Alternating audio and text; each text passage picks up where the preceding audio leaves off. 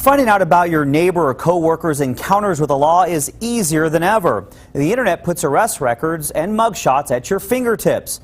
A blessing for some, a curse for those trying to keep their history in the past. ABC 7's Stephanie Valle introduces us to a man battling the consequences of his decisions while trying to re-enter the workforce. It's tonight's special report. This is Mario Morones, a lay assistant pastor. It's going to be my testimony. Preparing a sermon he's delivering in Big Spring. It's I'm calling it God's deliverance. And I'm going to give an example of King David, how God delivered him from all the battles he faced, and how God delivered me from the battles that I faced. Mario's battles are against drugs and alcohol. His addictions led him down a rough road. And I had 2 felony convictions, one for possession of cocaine and the second one for theft. Mario says he's been sober 19 years now. He may be back on track, but his new struggle is to find steady employment.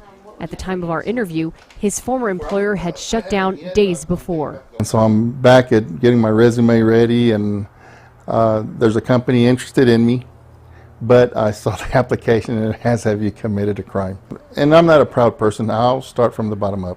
It isn't just criminal convictions posing a hurdle. The Wall Street Journal recently found arrests that don't lead to a conviction are also affecting people. Think about this. 1 out of 3 Americans currently has a record on file with the FBI, and those records are available to anyone doing a search on the internet. What isn't available, though, is the outcome of those arrests and whether they lead to charges or convictions. I think nationally and in general it is an impediment and a problem. Joyce Wilson is now the CEO of Workforce Solutions Borderplex. The government agency helps with the job placement and training.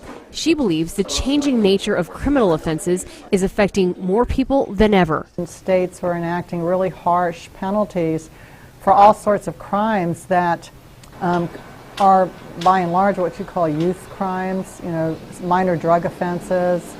DWI is a much harsher crime now. You carry these penalties and records, and you have to disclose them when you're going for employment. In Texas, you can expunge or erase records related to the arrest if you've been found not guilty, were convicted and pardoned, or the charges were dismissed. Those tried, convicted, or simply arrested in New Mexico don't have that option. I believe strongly that a criminal record, in particular, the ones that have been proposed in legislation to me, should remain on your record permanently. New Mexico Governor Susana Martinez twice rejected expungement bills in 2012 and 2013. She explained why to our New Mexico Mobile Newsroom during a recent stop in Las Cruces. I believe it should be available to the public so that they know who they're living next door to. They have a criminal record, and therefore they know how to protect their families.